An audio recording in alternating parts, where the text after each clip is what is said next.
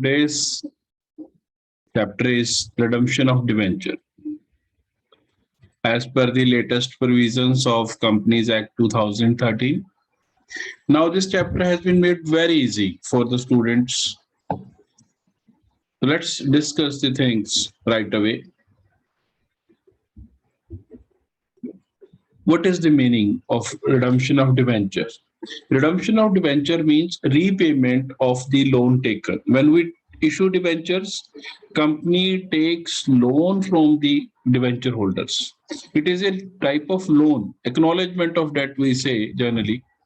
When debentures are issued by a company, cash is received and debentures are issued against the cash to the debenture holders.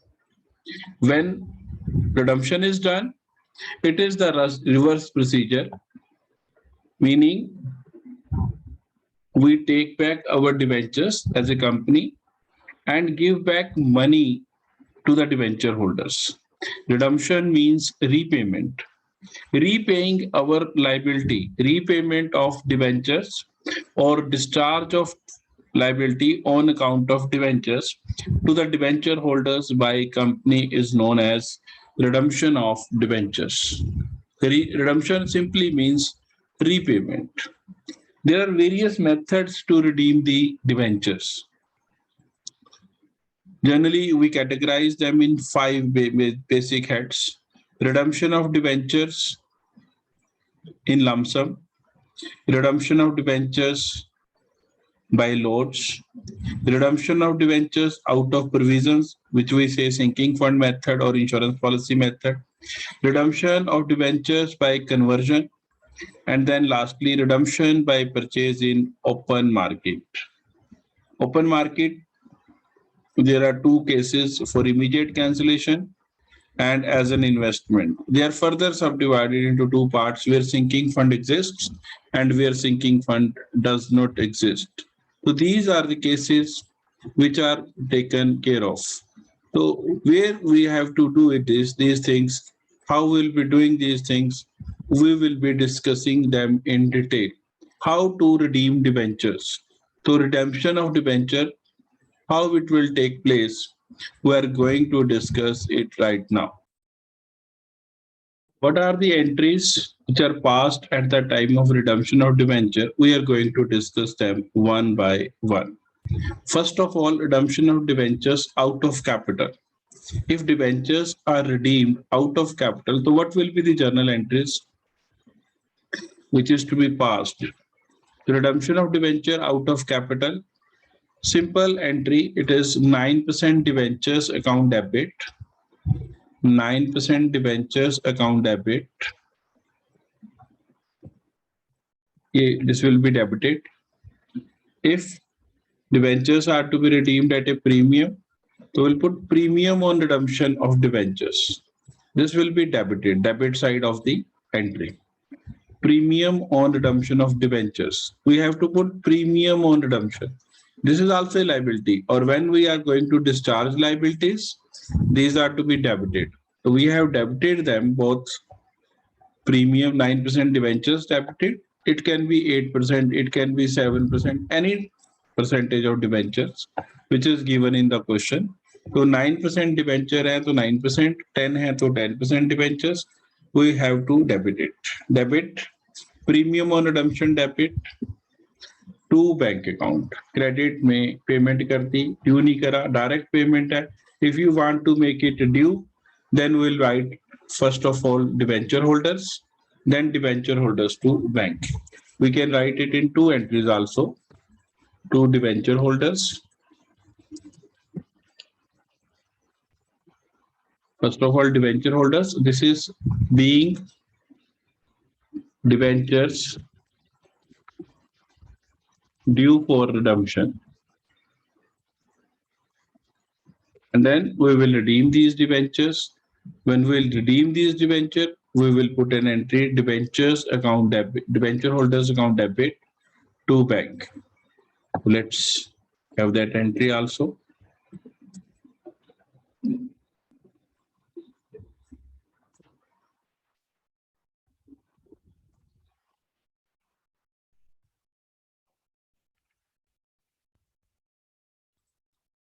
Now, payment of debenture holders.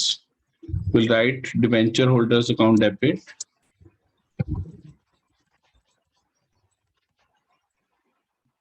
$12 lakh to bank. Payment is being made to debenture holders.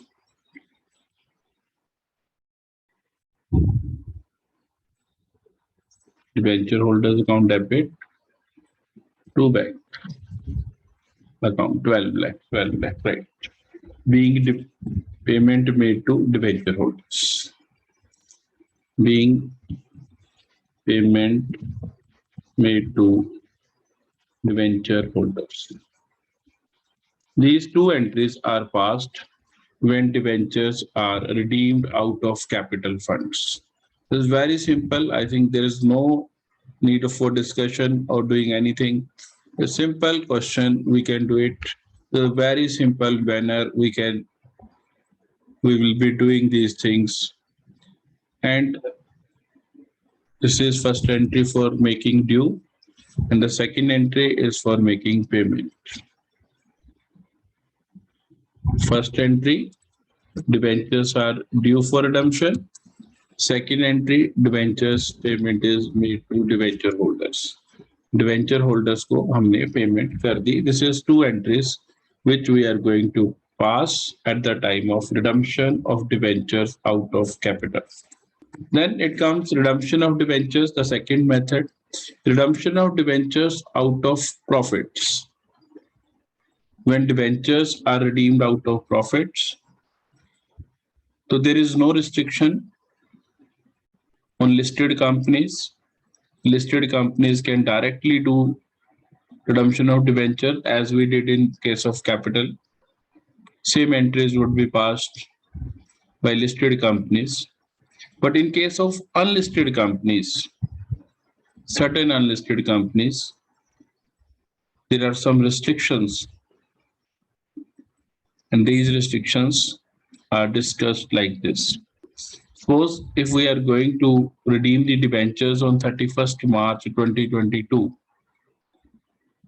then we must create DRR, debenture redemption reserve, on the last day of the preceding year, that is on 31st March 2021. अगर हमने 31st March 2022 को debenture redeem करने हैं तो we must create DRR on 31st March 21. कितना? It is 10% of the nominal value of debentures to be redeemed. 10%. Earlier the limit was 25%. Now the limit has been reduced to 10% of debentures to be redeemed. So this is, we have to pass space. We are going to redeem debentures amounting to rupees 10 lakhs on 31st March 2022.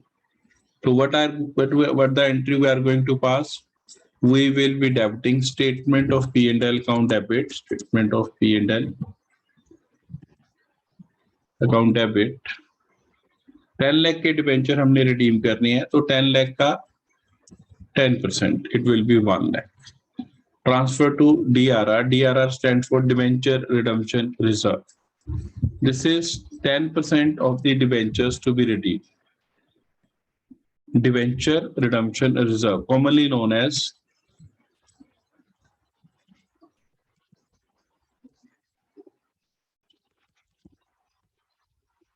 DRR account. We will credit this amount to DRR.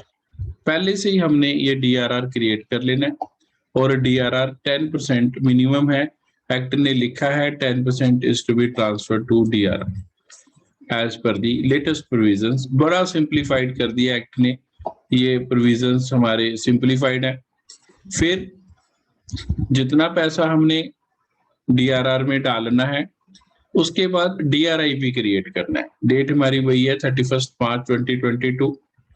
तो हमने क्या करना है, उसके बाद फिर हमने जो पैसा हमने इसमें डाला है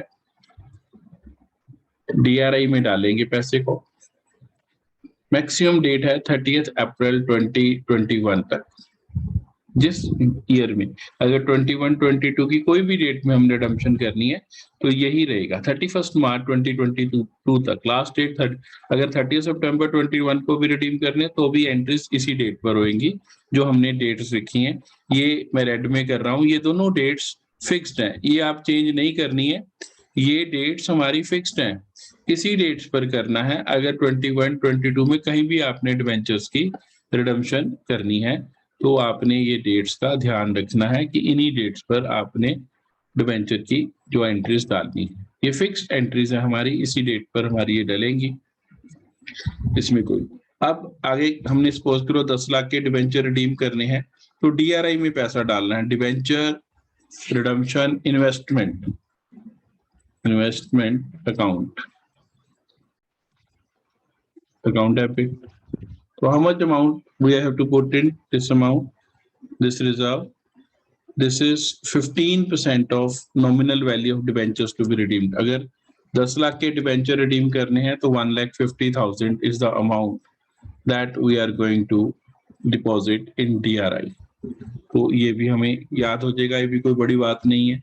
10% ट्रांसफर करना है और इन्वेस्ट करना है 15%, तो दैट इज वेरी इजी, 15% हम कर देंगे, 15% ऑफ द रिडम्पशन अमाउंट। अब ये भी होगी हमारी एंट्री। अब हमने 31 मार्च 2022 आ गया, बैंक अकाउंट डेबिट कर देना है, टू रिडम्पशन इन्वेस्टमेंट कर देने हैं, ये डीआरआई जो हमने खरीदी थी ये सेल आउट कर देनी है।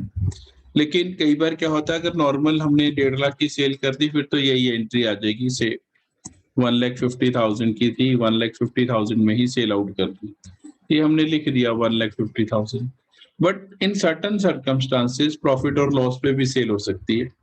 अगर सपोज करें हमने प्रॉफिट में सेल करी है तो यहाँ आ जाएगा 160, सपोज करो 150 की थी and we sold it for 160, जो अमाउंट हमारे पास आएगा दैट विल बी प्रॉफिट का 10,000, that will be also be transfer to D R,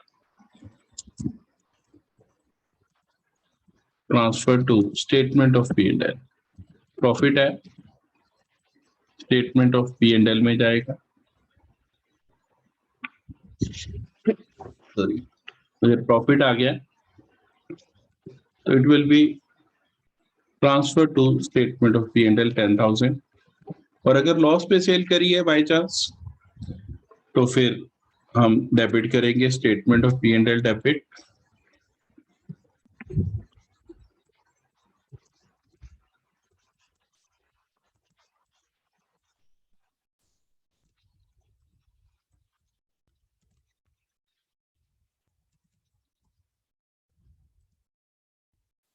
ये 150 की थी, हमने 135 में बेच दी, सोल्ड आउट फॉर 135, फिर प्रॉफिट नहीं आएगा, लॉस आएगा। तो एक ही चीज आएगी, आइदर प्रॉफिट आएगा और देयर विल बी लॉस। दोनों चीजें नहीं आ सकती कि प्रॉफिट भी आ जाए लॉस भी आ जाए, no, only one thing will appear.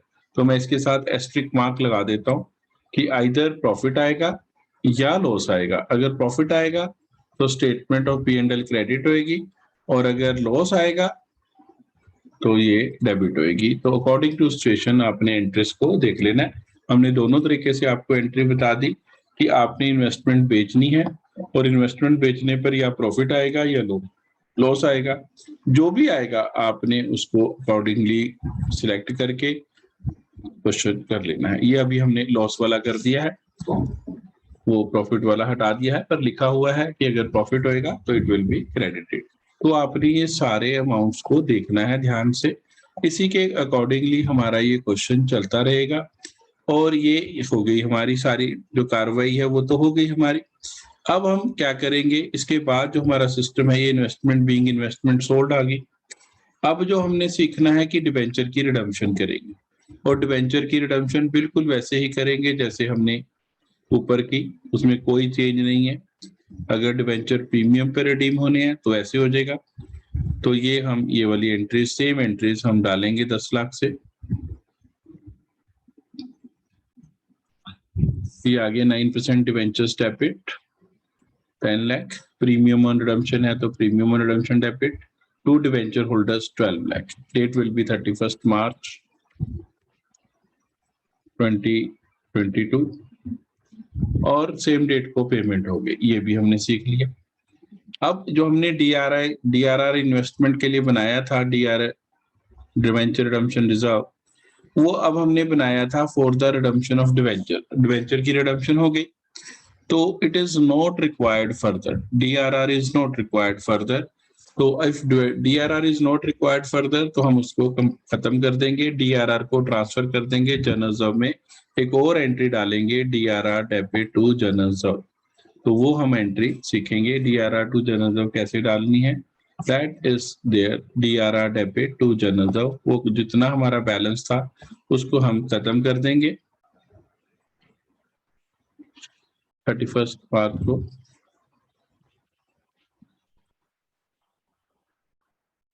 Debenture redemption reserve, debenture redemption reserve account debit to general.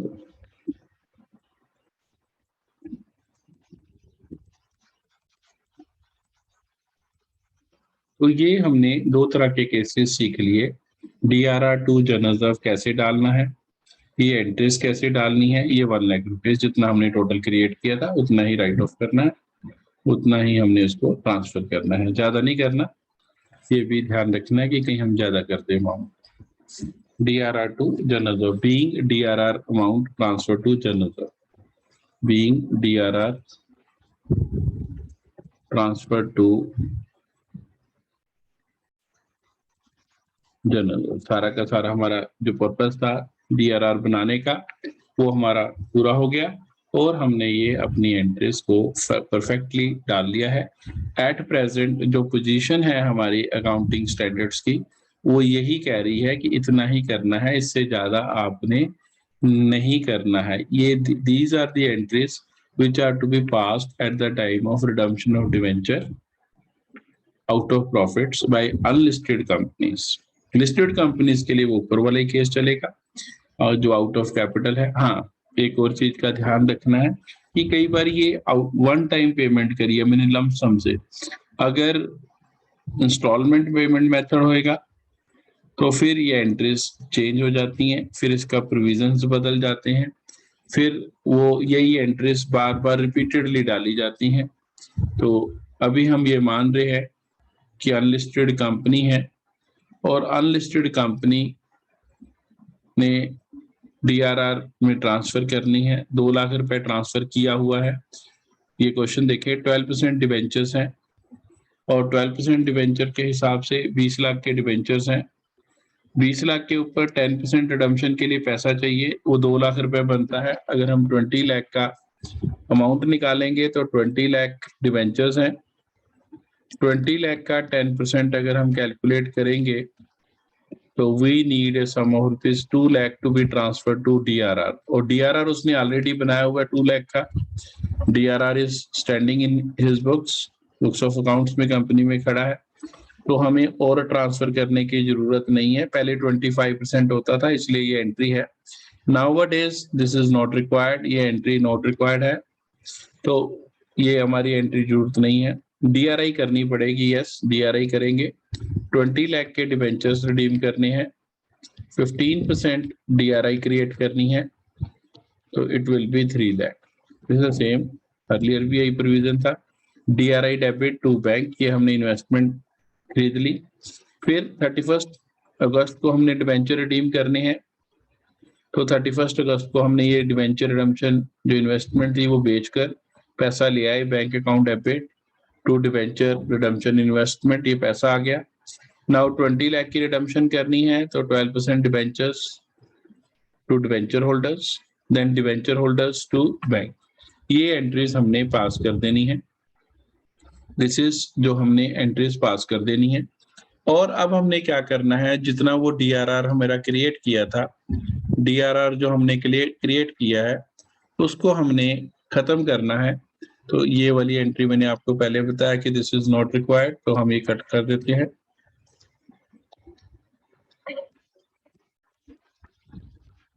और ये जो हमारी डीआरआर की एंट्री है ये अब 2 लाख रुपए से होगी लेटेस्ट प्रोविजन के हिसाब से, 2 lakh rupees. DRR debit to general reserve it is 2 lakh rupees. तो हमने जो 2 लाख रुपीज था वो सारा का सारा जनरल रिजर्व में ट्रांसफर कर देना है। This is the latest provisions of companies act 2013। Ruchi Limited issued 42,007 debentures of ₹100 each on 1st April 2012, redeemable at a premium of 8%. The company decided to create required debenture redemption reserve on 31st March 15. The company invested the funds as required by the law in fixed deposit with State Bank of India on 1st April 2015, earning interest at 10%. Tax was deducted at source by the company on interest 10% per annum. Pass necessary journal entries। हाँ, अब देखो इसमें क्या है कि हमने investments जो लगाई हैं उसके ऊपर इंटरेस्ट भी आएगा। जब इंटरेस्ट आएगा तो उसकी एंट्रीज भी दो और डलेंगी। जब इंटरेस्ट आता है तो हमें इंटरेस्ट की एंट्रीज भी डालनी है। कैसे डलेगी इंटरेस्ट की एंट्रीज? सेम जैसे हमने लिखा था कि इन्वेस्टमेंट सेल करनी है तो हमारा वो प्रॉफिट और लॉस आया था। जब इन्वेस्टमेंट का ये आएगा हमारे पास इंटरेस्ट आएगा तो हमने वो इंटरेस्ट को भी ट्रांसफर करना है। वो भी हम सीखते हैं कि जब इंटरेस्ट आना है तो कैसे हमने उस एंट्री को टैकल करना है, कैसे उस चीज को इंटरेस्ट को हमने कैसे अपनी एंट्रीज में डाल लेना है। तो जब इंटरेस्ट आएगा तो हम लिखेंगे bank account debit to interest on debenture redemption investments, जो भी अमाउंट बनेगा। तो सपोज करो हमने 42 लाख के डिबेंचर्स हैं। 42 लाख का अगर हम 15% निकालेंगे, 42 लाख का 15%, तो हमें जो ये 6,30,000 की इन्वेस्टमेंट रिक्वायर्ड है। 6,30,000 के ऊपर हमें आएगा पैसा 630 का 10%, 63,000। टोटल जो इंटरेस्ट बना 63,000। Bank account debit to interest on debenture redemption investment, interest on DRI debenture redemption investment. Shortcut में लिखा है, पूरा नहीं लिखा ताकि हमारे इसमें आ जाए। Bank account debit to debenture redemption investment. हमें पूरा पैसा नहीं मिलेगा क्योंकि 10% टीडीएस का प्रोविजन है। 63,000 हमें टोटल मिलना था, उसमें से कुछ पैसा कट गया टीडीएस अकाउंट डेबिट। ये भी हमारा एसेट है क्योंकि हमारा एडवांस टैक्स चला गया गवर्नमेंट के पास, तो टीडीएस डेबिट एसेट आ जाएगा। 63,000 का 10%, इट विल बी 6300। हमारा टीडीएस कट गया।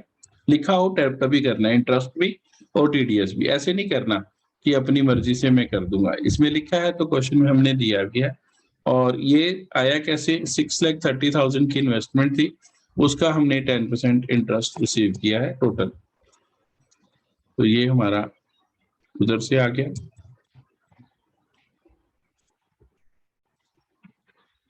$63,000 में से 6,300 टीडीएस कट गया, तो जो रिमेनिंग रह गया वो हमारे पास रिसीव हो जाएगा 56,700। ये हमें मिल गया। Bank account debit to interest on debenture redemption investment being interest received on investment. मैं लिख देता हूँ, being interest at the rate of 10% on DRI of 630। 6,30,000 की इन्वेस्टमेंट है। 6,30,000 के ऊपर we have received an interest of 63,000। आगे चलेंगे।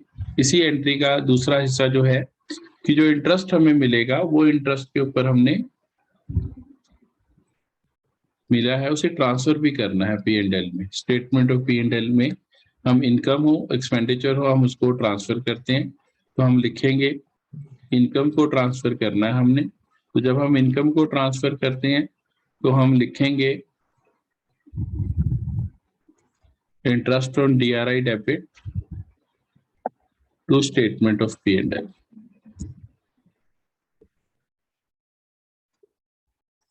statement of pay, interest on DRI debit,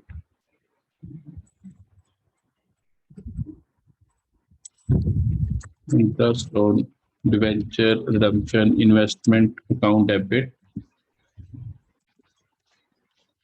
to statement of P&L.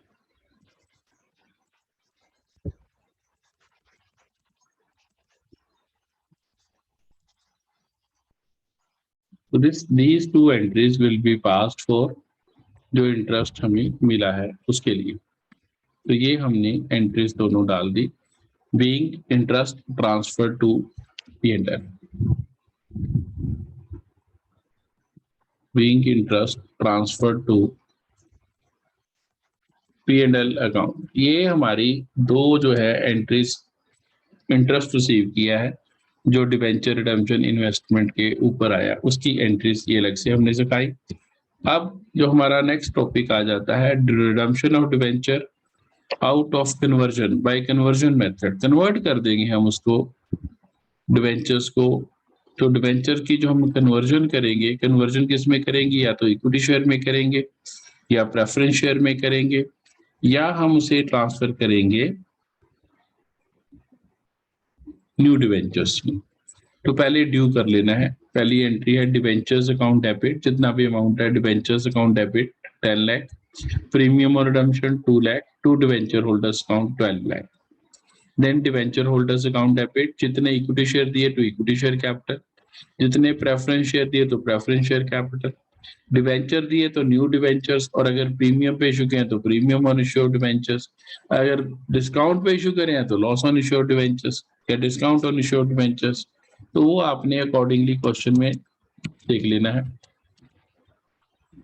कि वो कैसे हमने इशू करे हैं। तो वो हमने क्वेश्चन को देखकर हमने एंट्रीज डालनी है।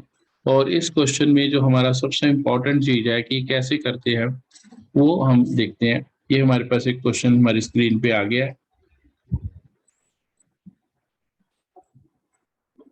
हाँ, 800 डिबेंचर, 812% डिबेंचर है of ₹1000 each. Debenture holders had an option to convert their holding into 13% preference shares of ₹100 each at a premium of 25 per share. On 31st March 2013, 1 year's interest had accrued on these debentures which was not paid. A holder of 50 debentures notified his intention to convert his holdings into 13% preference shares. तो पहले हमने debenture issue किए 1 अप्रैल 2012 को, तो entry आ गई cash account debit और bank account debit as you wish to 12% debentures. तो 12% डिबेंचर्स हमारे पास जो आएंगे वो हमारे पास आप देख रहे हैं 12% डिबेंचर्स लिख दिए 8 लाख। फिर 12% डिबेंचर्स 8 लाख के क्रेडिट कर दिए, डिबेंचर इशू होने की एंट्री है ये सीधी सीधी। दो एंट्रीज से भी डाल सकते हैं, bank account debit to debenture application and allotment, debenture application and allotment debit to 12% debentures. लेकिन हम शॉर्टकट लेवल पे यूज करते हैं, वो छोटे लेवल पे यूज की जाती है वो एंट्रीज। हम यही एंट्री डालेंगे cash account debit, bank account debit to 12% debentures. ये हमने एंट्री सीखनी है, इसी एंट्री के साथ हम चलेंगे। अब जो इंटरेस्ट है, इस साल का इंटरेस्ट ड्यू है, वो इंटरेस्ट डालेंगे। इंटरेस्ट ऑन डिबेंचर्स या debenture interest debit account debit to debenture holders 96,000, ये ड्यू कर दिया, पेमेंट नहीं करी है इसलिए ड्यू है। अगर पेमेंट कर देते तो डिबेंचर होल्डर्स टू बैंक कर देते, या डायरेक्ट भी we can have the option कि हम इसको डायरेक्ट डाल लेते, लेकिन अभी हमने ड्यू करा है क्योंकि डिबेंचर पेड नहीं है। अब जो 12% डिबेंचर 50 डिबेंचर होल्डर्स हैं वो अपनी इंटेंशन जाहिर कर रहे हैं कि हम अपनी जो होल्डिंग्स हैं उसको कन्वर्ट करना चाहते हैं, तो कर देते हैं उनकी होल्डिंग, उनके लिए तो कोई दिक्कत नहीं है। हमने 50 डिबेंचर्स को लिखा 12% डिबेंचर्स अकाउंट डेबिट, 50 डिबेंचर्स हैं ऑफ ₹1000 ईच, 50,000। उनको हमने डिबेंचर की जगह देनी है प्रेफरेंस शेयर।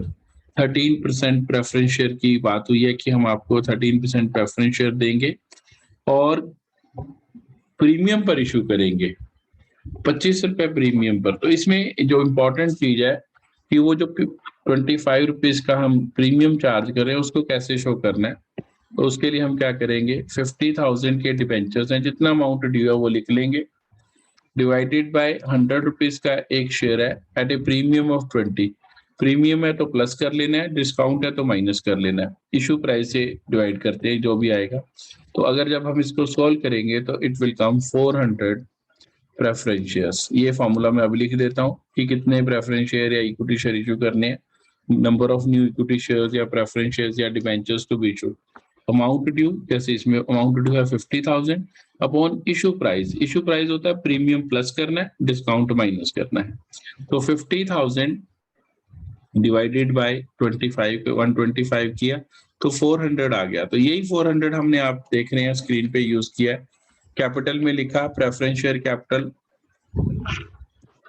400 इंटू 100 और प्रीमियम में 400 इंटू 25। तो ये आपका बैलेंस टैली हो जाएगा, कोई दिक्कत नहीं होगी। और जिन डिबेंचर होल्डर्स की हमने ये कन्वर्जन कर दी है उनकी इंटरेस्ट की पेमेंट कर दो, debenture holders account debit to bank, उनका हमने इंटरेस्ट पे करना है, क्योंकि that is as per the provisions of the act. हमने वो उनकी पेमेंट करके ही आगे चलना है, उनकी पेमेंट हम रोक नहीं सकते। ये एज पर द प्रोविजंस है कि हम उनकी पेमेंट करेंगे तभी आगे बढ़ेंगे। और statement of P and L में वो इंटरेस्ट इतना हमने बनाया, statement of P and L debit to interest on debentures, तो वो हमने सारा कुछ वैसे ही करके अपना चलाना है, उसमें कोई दिक्कत नहीं है। हमने ये सारा सिस्टम वैसे ही करना है और फिर हमारा ये क्वेश्चन जो है वो चलेगा। और हम क्या लिखेंगे वो आपको पता है कि हम लिखेंगे इसमें number of debentures, number of new shares, कोई भी शेयर्स और डिबेंचर्स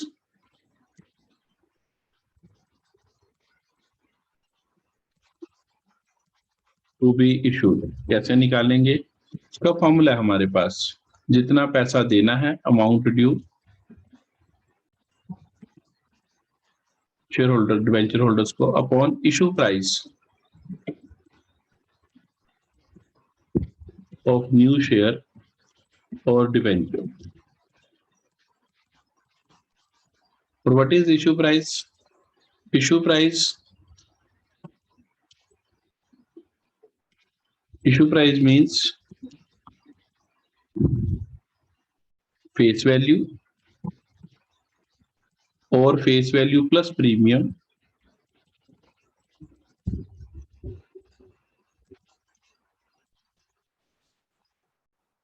अगर प्रीमियम पे इशू किया है, और फेस वैल्यू माइनस डिस्काउंट। तो इनमें से कुछ भी हो सकता है issue price, either it can be face value पे इशू किया है तो पार है, पार वैल्यू, अगर प्रीमियम पर इशू किया तो प्रीमियम वैल्यू। वो अकॉर्डिंगली आपने क्वेश्चन के अकॉर्डिंगली अपना देख लेना है।